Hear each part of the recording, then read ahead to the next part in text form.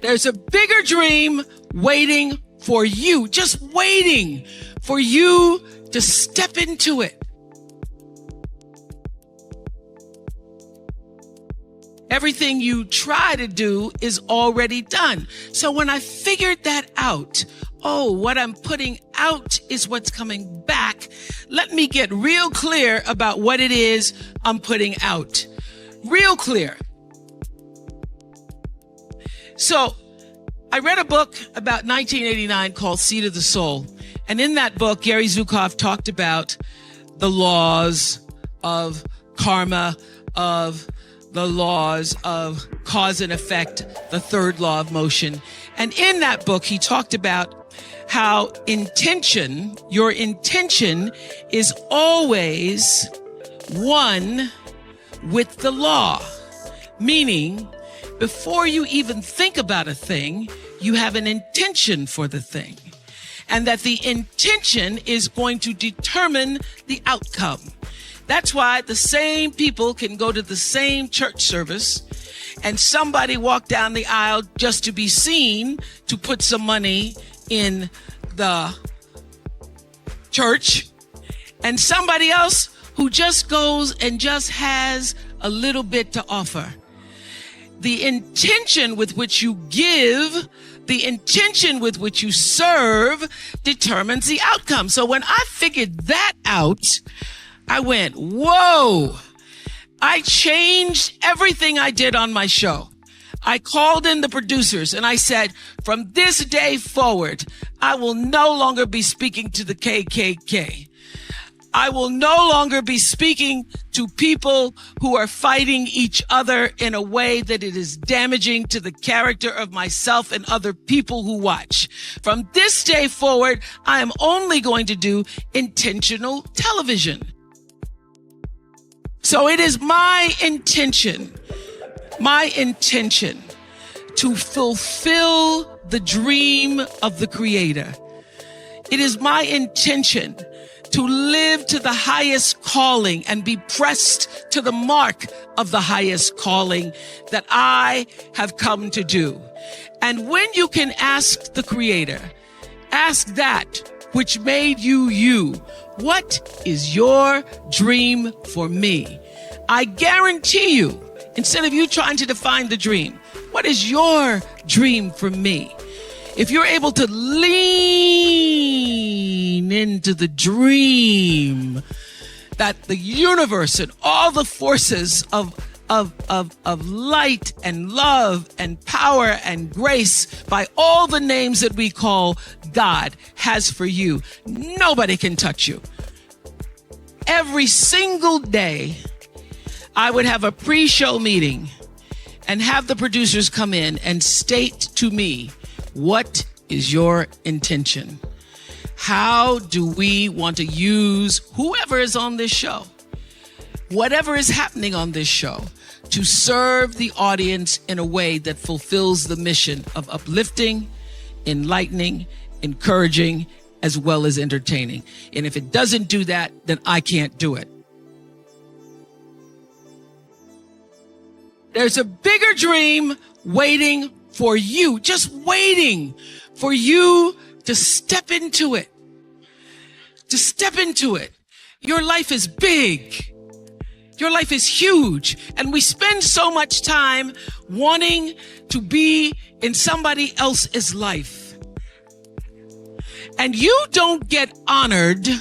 You don't get revered. You don't get celebrating wanting what somebody else has,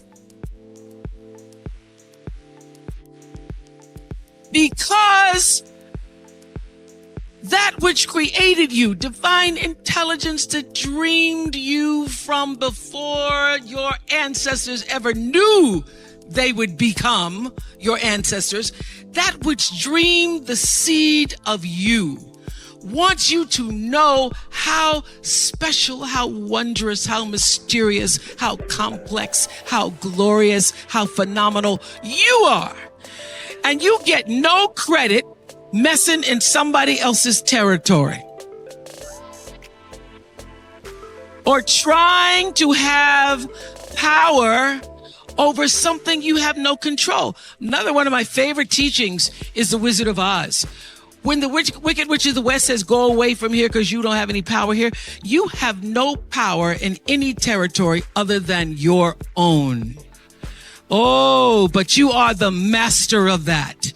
You get to be the master of your own fate. You get to be the captain of your own soul. And if you just manage that, if you just took care of your territory, oh, the glorious, glorious, glorious, wondrous, wondrous opportunities and possibilities that are waiting for you. So the question is, what are you resisting? What are you pushing against? What are you not allowing? What are you blocking because you have this idea of who and what you're supposed to be instead of leaning into the dream that's already been created and waiting for you? It's waiting for you.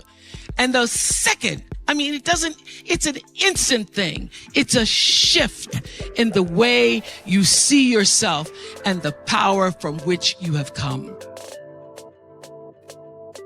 I went through some tough times after I left the Oprah show. I made a conscious decision that when I felt I had said all that I could say and the audience had heard it, that I would move on. And that I would not spend my life regretting or trying to hold on to what used to be or hold on to what I had. So I dreamed this dream of starting a network. And in the beginning, it was a struggle. It was a struggle because honest to goodness, I did not know what I was doing. I was trying to figure it out. I thought that the Oprah show audience would follow us to OWN. And then I realized y'all didn't have cable.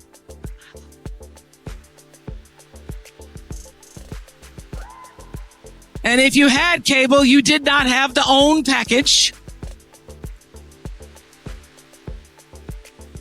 So it took me a minute.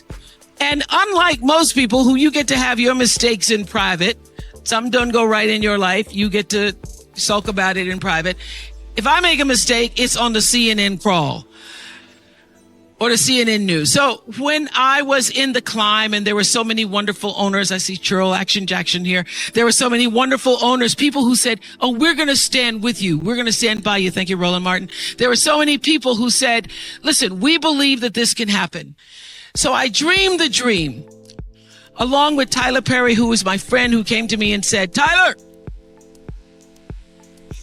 said, I'm going to help you out because Tyler can go home and write a script and direct it, produce it, and shoot it, and do it for less money than anybody in Hollywood. So we started with a foundation of have and have nots.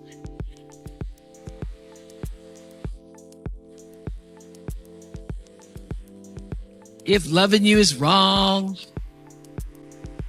love thy neighbor, Mama Hattie. And then I started to dream another dream about scripted television, because in the beginning I was told you couldn't do it. You couldn't do it, didn't have enough money to do it. And I dreamed the dream. I read Proverbs 11:28 that says, those who trust in their riches will fall, but the righteous will rise and thrive like a green leaf.